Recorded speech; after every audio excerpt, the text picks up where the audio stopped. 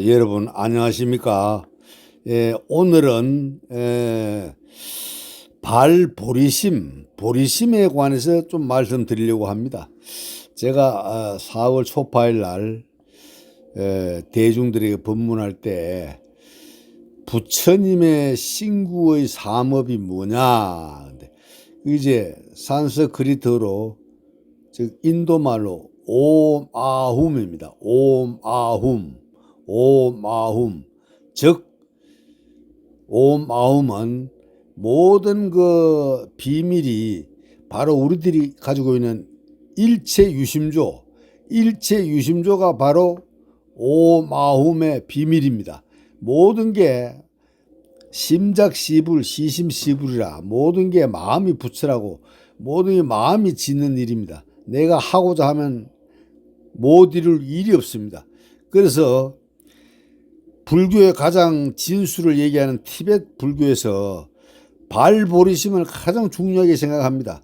그리고 그 유명한 아미타경과 무량수경에서 무량수경의 중요한 종지는 발보리심, 그다음 일향전념, 전념해야 된다 이제. 그리고 이제 나마미 타불이라고 연부를 하는 것입니다. 그래서 어떤 법문이든 대성 법문이든 또는 밀교에서 말하는데, 근데 밀종에서 발보리심을 가장 중요하게 생각합니다. 왜 그러냐면은 밀종이 수성한 것은 매우 빠르게 성취할 수 있고 크게 성취하기 때문입니다. 그 유일한 원인은 바로 보리심이 특별히 중시되기 때문입니다. 경을 보거나 가르침을 듣거나 간에 수행법은 모두 다 이 보리심을 떼어놓고는 얘기할 수 없습니다. 보리심. 그럼 과연 보리심이란 어떤 마음입니까? 참 우리가 흔히 신심이라 그러는데, 신심이 아주 지극하고 지혜롭고 지극하고 간절할 때 보리심이라 그럽니다. 보리심. 6가지의 믿음이 견고하고 모두 다 깊은 믿음이 있어야 하고, 사바세계에 대해서 될 것만큼도 미련이 없어야 하고, 오직 일체 중생과 함께 극락세계에 도달하기 위해 정성을 다해 닦을 것을 일심으로 발언하는 것입니다. 그래서 아미타경은 믿음과 발언이 바로 보리심이다 이렇게 얘기하고 있습니다. 보리심은 대지혜, 대자비, 대원력, 3가지가 일체인 이러한 마음을 얘기합니다. 일반적인 지혜가 아니고 대지혜이고 반야입니다.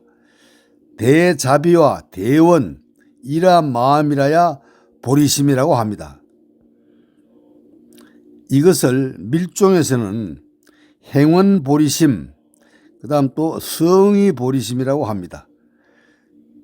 또 순사보리심, 순리보리심이라고도 합니다. 세속의 보리심과 성의제 보리심이라고 부릅니다. 이 2가지 마음을 구족해야 진정한 보리심을 일으키는 것입니다. 즉 발보리심이 가능한 것입니다. 그리고 신라시대 원효대사는 무상보리심은 첫째 사적으로, 또 사는 일에 관한 것입니다. 그 다음 이치적으로 지혜롭게 발심하는 것을 얘기합니다.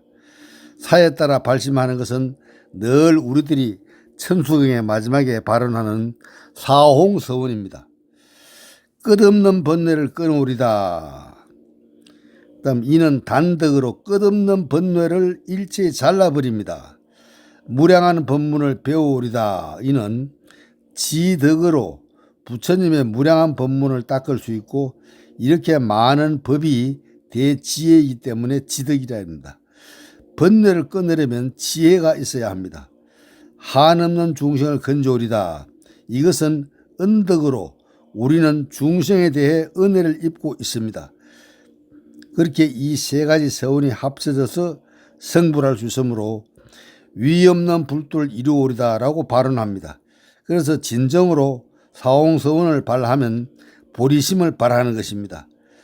이를 사에 따른 발심 또는 세속보리심 또는 밀종에서는 행원보리심이라고 합니다. 이런 마음을 바라는 공덕은 참으로 불가사의합니다. 한 점 더 나아가서 이치적으로 수순하여 발심하고, 이치적으로 수순하여 발심한다 하면 언어를 사용해서 말할 수 없습니다. 억지로 말하자면 실제 이 마음은 바로 자기 본래의 진심, 각오의 마음입니다. 보리가 바로 깨달음입니다. 깨달음이란 무엇입니까? 자기 자신을 깨달으면 바로 부처이고 자기 본래 그대로가 부처입니다. 이 대각은 언어가 문득 끊긴 자리입니다. 언어의 길이 끊어져 말할 수 없지만 억지로 말하자면 일체 법은 모두 환과 같고 꿈과 같습니다. 이것은 인아, 아상, 집착을 깨트리는 것뿐 아니라 법집을 깨트립니다. 부처님께서 금강경에 일체 유의법은 꿈과 같고 환과 같고 거품 같고 그림자 같다고 하셨습니다. 수많은 사람들은 경을 매일 염송하지만 경의 그 깊은 내용은 잘 모르고 그냥 독경하는 경우가 많습니다. 부처님께서 또한 제법이 공하다 이런 얘기를 많이 해요. 공을 많이 얘기하는데 이 공을 쓰라신 주 이유는 제유, 있다는 생각을 제거하기 위해서입니다. 있다는 생각. 중생의 가장 큰 병은 있다고 생각하는 것이 문제입니다. 있다.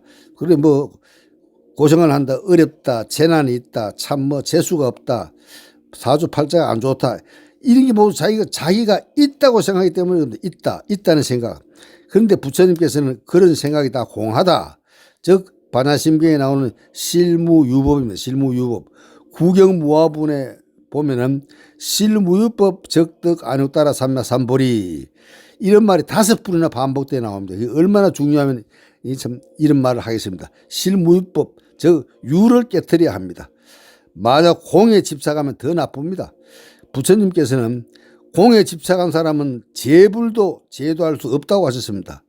그래서 불교의 수성한 뛰어난 점은 바로 여기에 있습니다. 순리적인 보리심에는 이와 실제가 본체라고 합니다. 이치적으로도.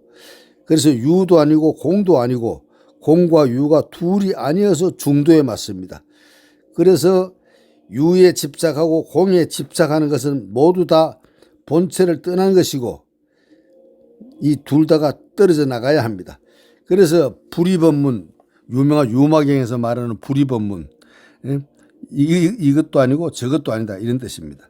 그런데 우리가 흔히 불교에서 연기법이라고 얘기합니다. 그 연기법을 이것이 있으니까 저것이 있고 이러니까 저러고 저것이 있으니까 이것이 있고 이렇게 해석하는데 그게 아니고 연기법이라는 것은 그렇다고 연기법이 12연기법과는 또 다릅니다. 이 연기법은 법성계에 보면은 일미진중 함시방 일제진중 여겨시 일미진중 함시방이라는 말이 있습니다. 이게 바로 연기법에서 말하는 일체유심조와 관련이 있습니다. 그래서 이러한 언서를 다 내려놓아야 합니다. 그래서 입보리행, 티베트에서는 입보리행이라 그래가지고 유명한 책이 있습니다. 입보리행. 이거 이제 일명 보리심과 공성이라고 얘기하는데 입보리행.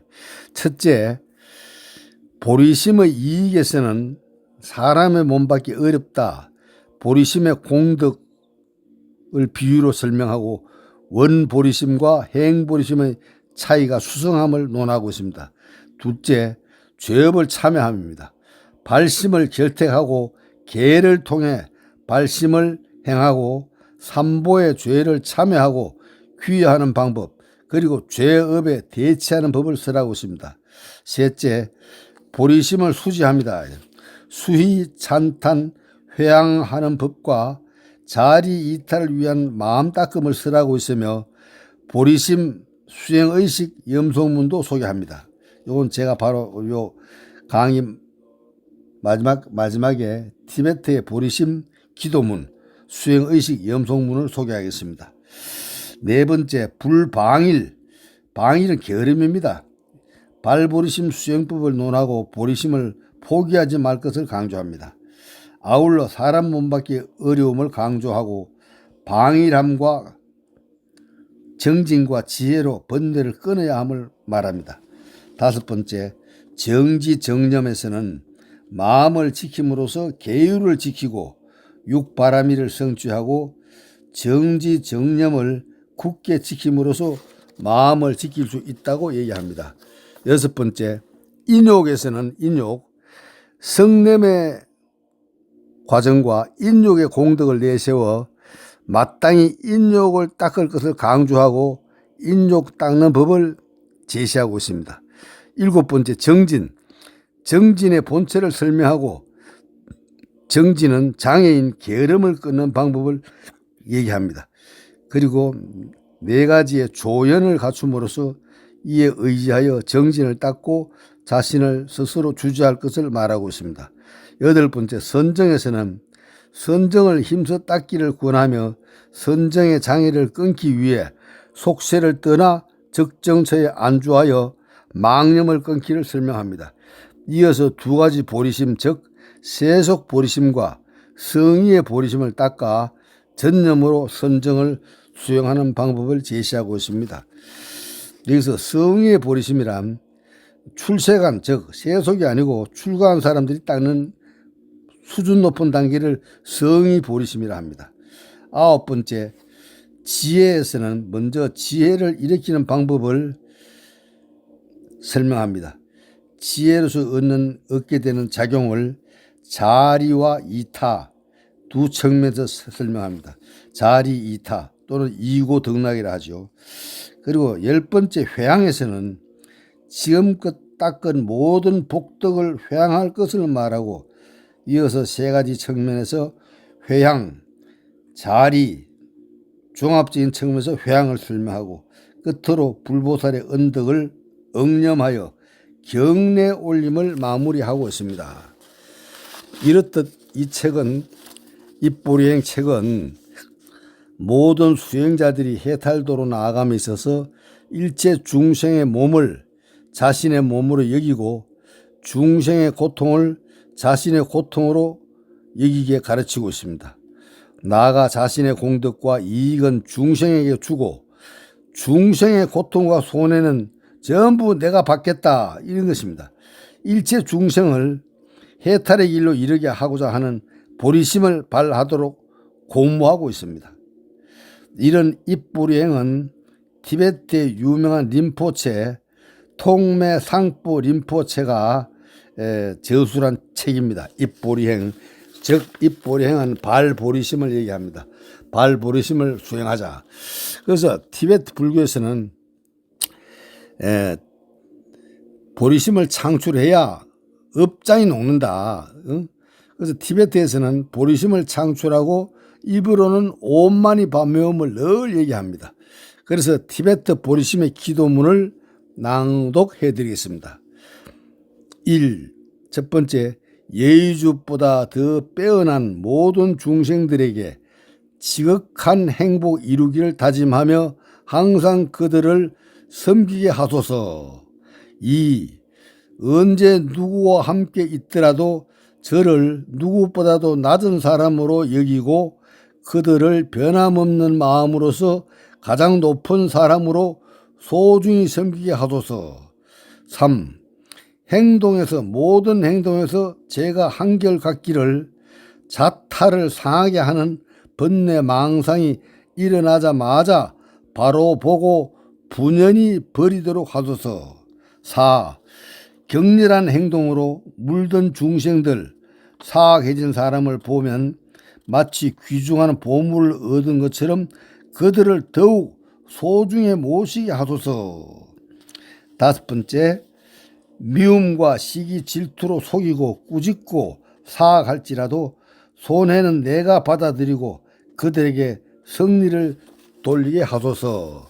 6. 내가 늘 잘 도와왔고 큰 기대를 걸었던 사람이 비록 나에게 심한 해를 끼치더라도 그들을 나의 무상의 스승으로 보게 하소서. 7번째, 직접적으로 간접적으로 어머니와 같은 모든 중생들에게 이익과 기쁨을 드릴지니 그들 모든 중생들의 불행과 고통을 아무도 모르게 내가 기꺼이 떠맡아 안게 하소서. 8번째, 이런 모든 것 또한 세속 팔풍의 번뇌 더러움으로 오염되지 않고 모든 것을 환영으로 아는 지혜로서 집착 없는 속박에서 벗어나게 하소서. 이렇게 티베트의 그 유명한 티베트에서 보리심 기도문, 즉 입보리행, 보리행 실천에 들어가는 입보리행을 소개해 드렸습니다. 여러분 대단히 감사합니다. 조금 다소 어려운 내용이지만 한 2번, 3번 들으시면은 생활하는데 도움이 되고 이치적으로나 사리적으로나 실제 사업이나 건강이나 업장 소멸에 상당히 도움이 될 것이라고 생각합니다. 여러분 대단히 감사합니다. 성도하십시오.